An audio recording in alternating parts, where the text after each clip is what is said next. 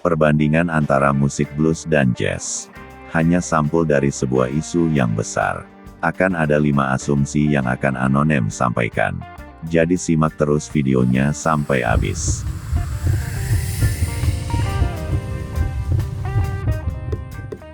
Pertama, doktrinisasi lewat dunia hiburan. Di dunia ada banyak sistem untuk merubah tatanan sebuah negara.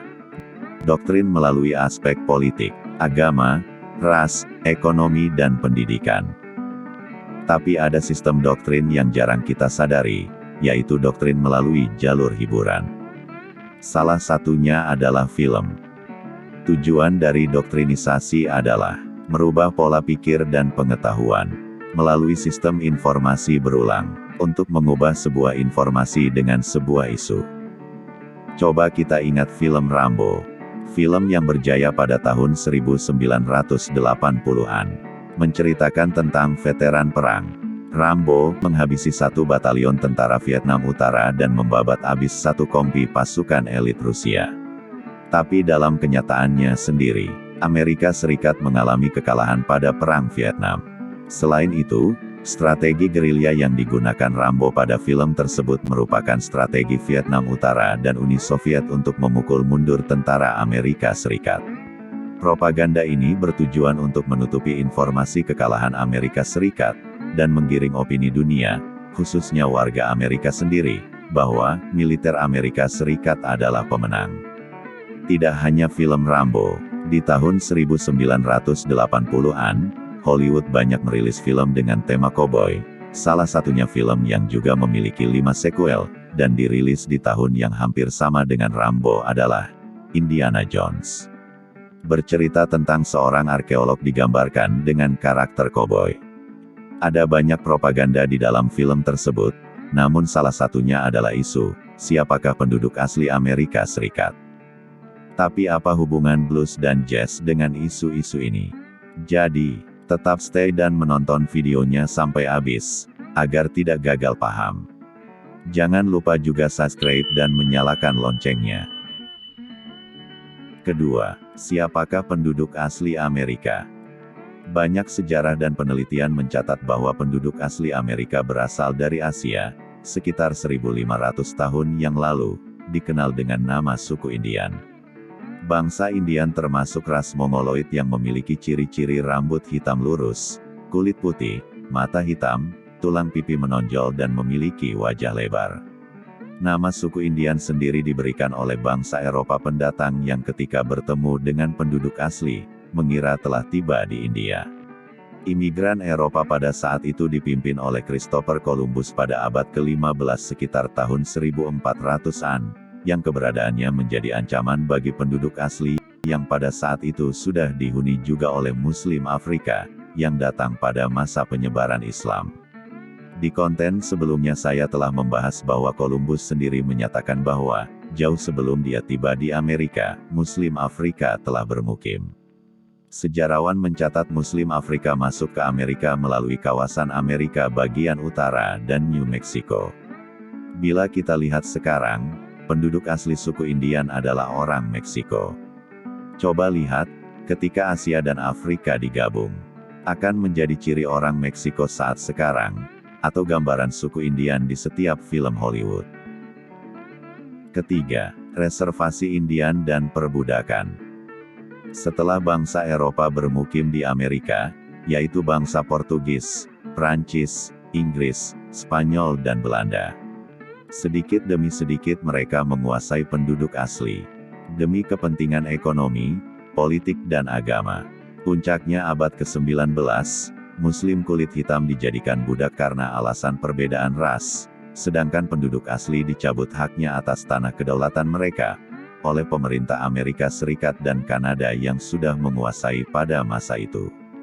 Mereka kemudian ditempatkan di wilayah tertentu yang disebut dengan reservasi Indian.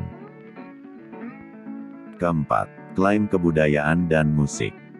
Selain mengklaim hak teritori, sumber daya alam, dan pemerintahan, bangsa imigran Eropa juga berusaha mengklaim budaya, salah satunya, aliran musik yang udah ada pada saat itu, yaitu blues. dengan cara memberikan inovasi dan improvisasi pada musik blues dan mengklaimnya menjadi miliknya. Itulah jazz yang kita kenal sekarang.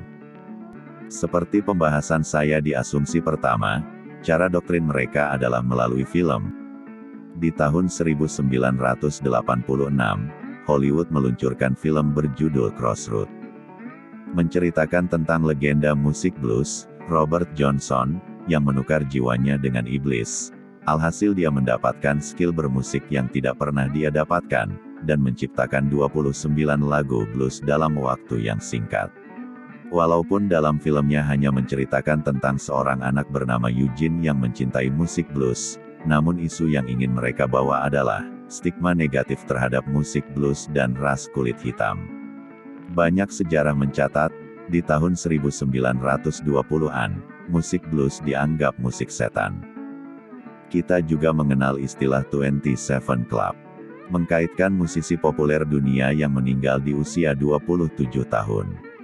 Seperti musisi jenis Joplin, Kurt Cobain, Jimi Hendrix, Jim Morrison, dan Amy Winehouse. Dan dikatakan pelopor utamanya adalah Robert Johnson, yang mendapatkan kepopulerannya di tahun 1930. Terus kenapa sejarah mencatat musik blues lahir di tahun 1980? Padahal 1930 karya Johnson sudah dikenal. Anonim akan membahas kisah Robert Johnson dan konspirasi 27 Club di konten selanjutnya.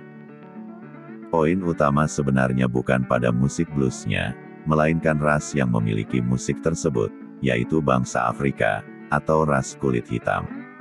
Coba nonton di salah satu scene film Crossroads, ada bar yang memisahkan antara ras, bar khusus kulit putih dan bar khusus kulit hitam. Di dalam film, digambarkan orang kulit hitam memiliki sikap arogan. Dan coba kita perhatikan di film-film Hollywood yang lain, orang Meksiko dan Afrika selalu identik dengan pelaku kriminal dan menjadi karakter antagonis. Kelima, ciri-ciri musik jazz. Menurut sejarah, jazz adalah sebuah istilah gaul di tahun 1860, yang berarti energi. Kemudian pada tanggal 14 November tahun 1916, surat kabar New Orleans Times, pertama kali menggunakan istilah jazz bands.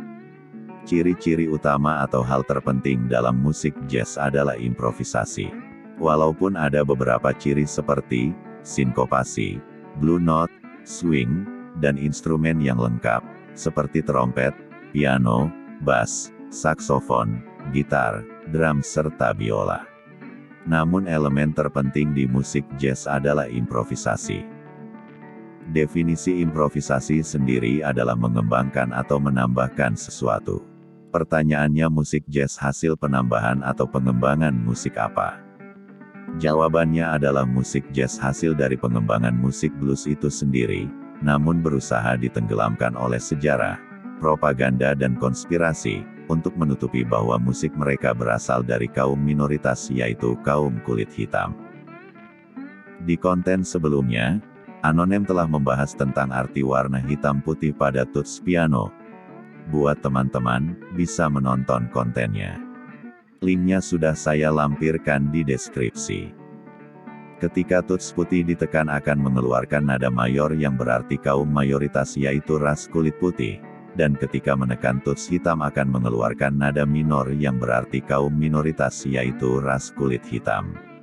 Sebenarnya semua hal ini berawal dari konspirasi bangsa Eropa untuk menguasai dan mengklaim teritori, ekonomi, agama, budaya dan sistem pemerintahan. Membuat bangsa asli Amerika, yaitu Indian dan Muslim Afrika menjadi imigran di tanah kedaulatan mereka sendiri.